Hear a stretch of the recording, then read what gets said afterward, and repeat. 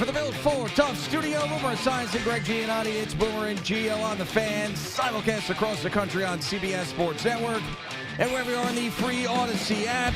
Good Thursday morning. Knicks with a nice win at home. One of their, I guess, their most impressive of the season last night against the Timberwolves. The Jets fallout from the trade deadline continues. Aaron Glenn spoke. Quincy Williams gets demoted. Quinnen Williams ended up speaking yesterday down in Dallas, so that continues to churn.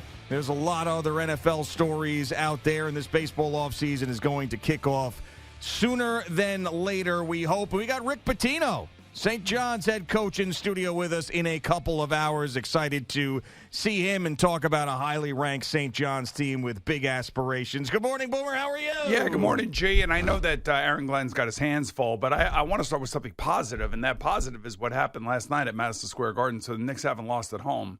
And last night was a really good test because Anthony Edwards played. Of course, Dante DiVincenzo was out there, and Julius Randle was out there, and Rudy Gobert was out there. Gobert was out there. I mean, and the Knicks shot over 53%.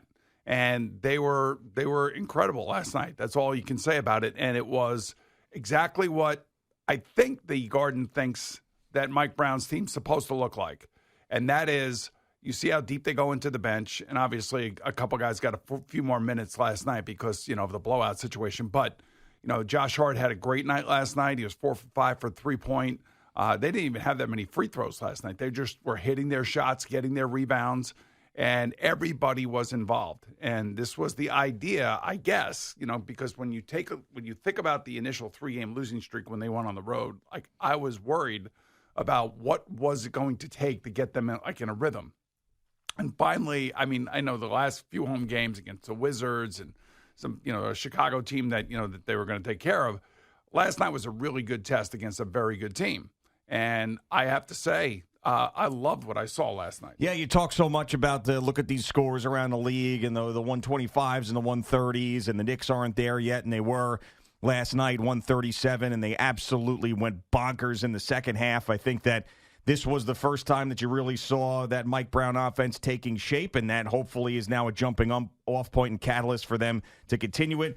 OG Anunoby last night, man, when he is on doing his thing, you talk about the players in hockey, the 100-foot, what do you call those? 200-foot 200 feet players, yeah. Yes. So when he's at his best, that's what he is on the court. I mean, and that's why he's my favorite. Well, Jalen Brunson is, but right up there is my favorite player on this team because this guy gives so much effort on both ends of the court, and he was all over the place last night. I thought he was awesome. And then also on top of it, he played 16 minutes, but those 16 minutes were unbelievable and reminded me of the postseason and how much of an impact he had on these games. Mitchell Robinson is just such an asset to this team. And I understand he's on a minutes restriction and people getting annoyed about that. I'm not getting annoyed about that because his impact on the games and keeping him healthy for important games is so critical. And this guy is injury prone. So I just had to mention those two guys last night. And also, by the way, start of the game, Julius Randle, Dante DiVincenzo were doing their thing, and you're like, oh, no. This sucks, right? Yeah.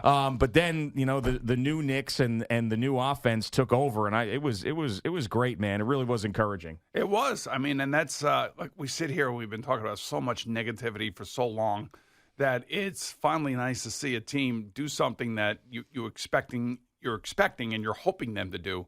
This is why I guess Mike Brown and the whole bench was changed, and Josh Hart coming off of the bench with Clarkson and McBride. It's almost like there's another starting group coming off the bench and bringing immediate energy. But I don't know. It's early. I don't want to go crazy, but they're not losing at home, which is great. And they always face everybody's best shot at home. And even of course Randle and DiVincenzo want to win this game last night in the worst way. And that wasn't going to happen, especially when the team is scoring over 80 points in the second half and shooting as well as they did. That was about as satisfying a watch that we've had in a long time. Yeah, it gets a team that went to their own conference finals last year. This is not some ragtag Western Conference team, and this is a good Western Conference team who got their star back, who clearly was not himself. There's no two ways about it. That Anthony Edwards was just kind of feeling his way back. I wonder if this wasn't a game at the Garden, would he have ended up playing? If this was like, they were at the Wizards or something, I don't know. But he did not look himself. But who cares? Doesn't matter. The Knicks did what they had to do. And, with Karl Anthony Towns last night, not a great game, but I'll give him credit for one thing he did. He had dumb fouls and offensive fouls. But maybe it was just a perception of the way the game was going, but I felt like he was moving more than he normally does without the ball, if that makes sense. Like I was like ISOing him and watching him, and like some of that crap that you see him like just standing around. It looked like he was actually getting a little more involved in the offense and moving without the ball, which is a really positive thing with him. But obviously, it's about, G, in this new offense. Yeah. In the league that is basically taking a league by fire. It seems like every team is trying to do exactly the same thing. This is why we're going to see scoring records, I believe, over the next 3 to 4 years as this thing really takes hold. I know it's been up and down over the last 10 years, but for some reason, I think Mike Brown was hired, and Mike Brown was hired because of a game like last night. And you look at how many players played and how little the starters played compared to, when they were playing last year, probably 6 or 7 minutes less per game. Especially like last night, because everybody had chipped in, everybody had skin in the game, and it looks like they truly appreciate each other at this moment in the season. So, assuming that there's not going to be any catastrophic injuries or anything like that, if this is what it's going to look like, it'll be fun basketball. It's not going to be the basketball that of the '90s. I can tell you that. I mean, it was interesting. Who was it? I'm trying to think. I think it was Deuce McBride had a coast to coast right down the middle of the defense of the Minnesota Timberwolves. Coach calls timeout, and when you watch it, you watch Deuce go, and Julius Randle is standing there, and he goes right by Julius Randle. And Julius Randle's like watching the whole thing. Like, wait, does anybody see? Nobody plays defense.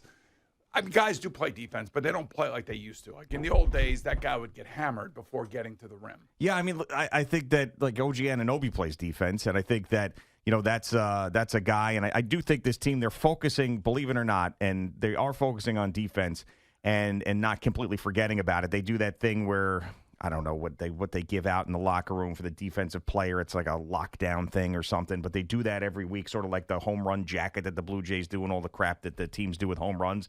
They give like the best defensive player that night some sort of thing. So I think they are focusing on it. But yeah, you're right. I mean, you got to, in order to win in the NBA, you got to be putting up those 130s and crazy numbers, man. Crazy. And you have the I can't see if you have the box score there. How many of Mitchell Robinson's rebounds last night were offensive rebounds? 9. 9, and yes. out of how many? 9. He had 10 total rebounds. Yeah. I mean, think about that impact. Yeah, but also even Alan Hahn was saying it last night. Now Minnesota is not a great defensive rebounding team. Good. So dominate them like you did, and that's exactly what happened. I mean, that was a great scouting report and point by Allen, I thought. But and Mitchell, even at the end of was it first quarter, second quarter, whatever it was. Yeah, I think it was second quarter.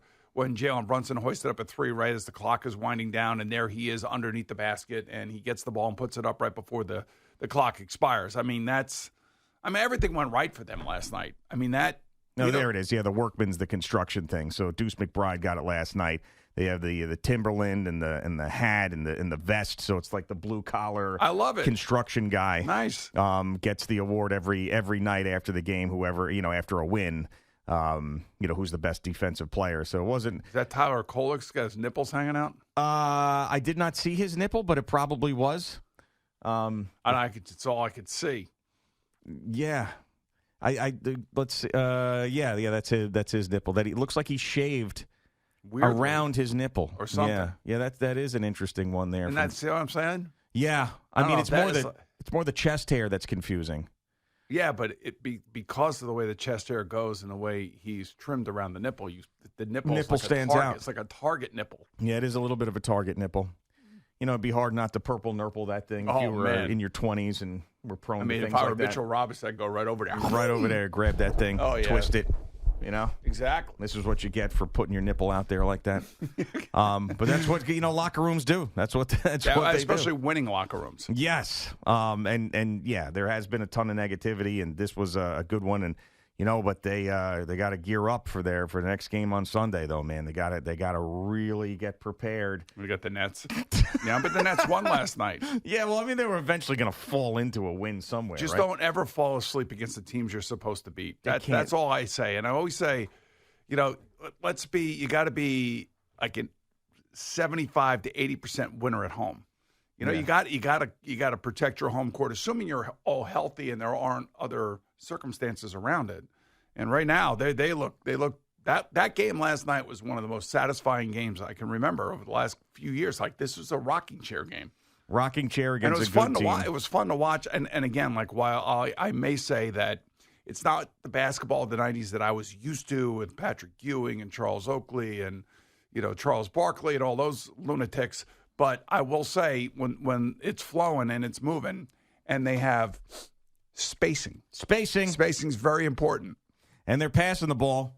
They're also doing that. Move the ball, space the floor. Yes. And don't have it stop with isolation. But it was really good. I mean, just really good. And hopefully it continues now. And maybe this Mike Brown thing is going to work. I don't know. He got off to a little bit of a slow start. But even they said at their outset of the season that, it's going to take a little time for us to get used to each other.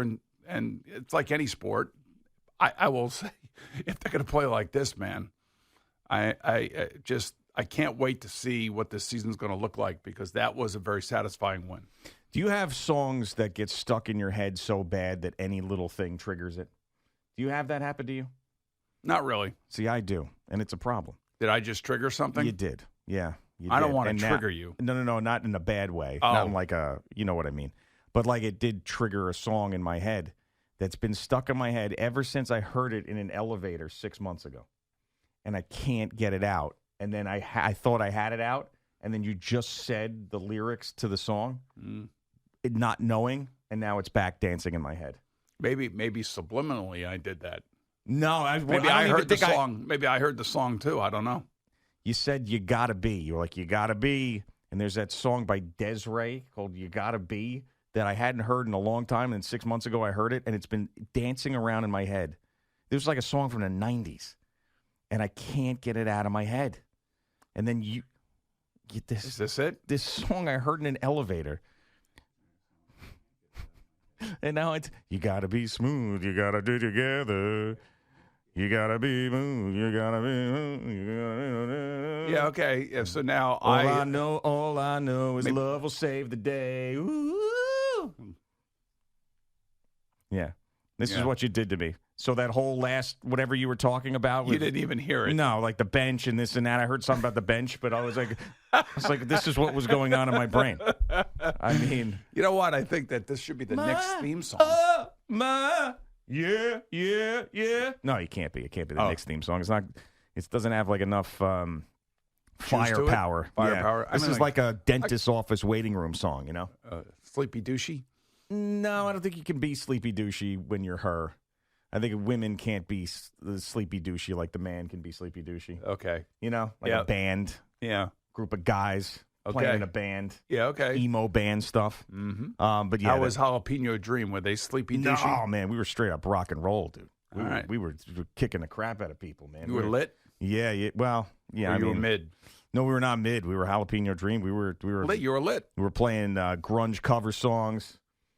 Broke out a couple originals, you know, some Nirvana, some Pearl Jam. Is that what you were singing to my son-in-law? At Due Process? That was an original song that I made up on the spot. You made up a song on the spot? Yeah, I did. I made up a song on the spot. Just used 3 chords, and it was called "You Screwed Up by Having Twins and Retiring." That was the name of the song. It's a long title. Yes. It was a working title. But that was the gist of the song. And not only twins, now he added an 18-year-old. Right. Yeah, I mean, teenagers. It's just a lot of teenage boys. Yes. It's just a lot. It's a lot to handle in your retirement. But as Sid said when she was on with us, he's gone more now than he was when he was a player. I said, I wonder why. Because he's got to work. Well, now he's got to work. Now he's got real responsibility. I mean, playing is responsibility. Don't get me wrong, but playing's fun. Yeah, that's the fun part of it. You know, like when you get to Sundays on a football team. Regardless of your record, you're still out there. You're still on an NFL field. Your family's still up there, and you're still playing. Yeah. And that's supposed to be fun. And I think that's what, Aaron Glenn has got to get across to his team now, because this is going to be a really hard thing for him, because now Quincy Williams gets sat down, Quinnen Williams gets traded, Sauce Gardner gets traded, and now you worry about morale of your team. I did a interview with the Cleveland radio station yesterday. Yeah. And the one question they asked me was, what kind of mind frame are the Jets going to be in when we play them this week? And who do you think is going to be the starting quarterback? I said, well, I think it's Justin Fields, and I don't see why it wouldn't be after his performance against the Bengals. And number two, I said, that's a really good question regarding the morale of the team and the mindset of the Jet player. And then I went into my old thing. I don't really care about what's happening around me. All I could do is worry about myself and play the best I possibly can on Sunday and try to win a game. So I would think that most of the guys would be professional enough to think that way and not allow this to linger and impact their individual play when they get ready to play the Browns on Sunday.